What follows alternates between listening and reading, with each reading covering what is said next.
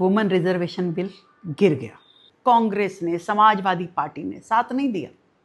इन सब ने तय कर रखा था कि हम किसी भी हालत में महिलाओं को विधानसभा तक और लोकसभा तक पहुंचने नहीं देंगे। कुछ भी कहा, कभी कहा कास्ट के ऊपर दो, कभी कहा रिलीजन के ऊपर रिजर्वेशन होना चाहिए, कभी कहा कि 543 पे क्यों नहीं हो रहा, कभी कह रहा है कि 850 पे क्यों हो रहा है, कभी डिलिमिटेशन, कभी परिसीमन। पर सच्चाई ये है कि ये लोग चाहते ही नहीं है कि देश की आधी आबादी 70 करोड़ महिलाएं सदन तक पहुंचे। इनको केवल अपने घर की महिलाएं अच्छी लगती हैं। अखिलेश यादव को डिंपल यादव और राहुल गांधी को सोनिया गांधी और प्रियंका गांधी। इसके अलावा भी महिलाएं हैं देश में, 70 करोड़ महिलाएं हैं। वो अपने हक की आवाज लड़ाई, वो अपने हक की आवाज उठा रही थी। पर आपको उसमें पॉलिटिक्स करनी थी।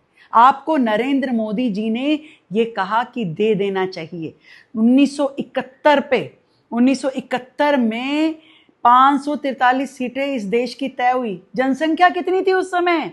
50 करोड़, 55 करोड़। और आज कितनी जनसंख्या है? 140 करोड़। तो क्या सीटें नहीं बढ़नी चाहिए? आपको तकलीफ है, सीटें क्यों बढ़ा रहे हो? क्योंकि एक एक मठाधीश 50-50 लाख की जनसंख्या वाली सीट का राजा बन के बैठा है। आप चाहते ही नहीं उस एक में से दो बन जाए, कोई महिला आगे आ जाए, कोई प्रतिनिधित्व कर दे। नहीं चाहते आप।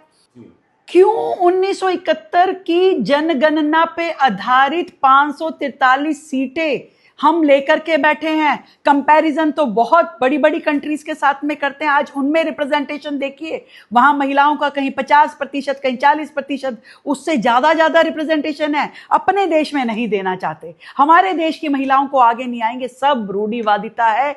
यह आपका महिला विरोधी चेहरा है जो आज देश की महिलाओं ने देख लिया।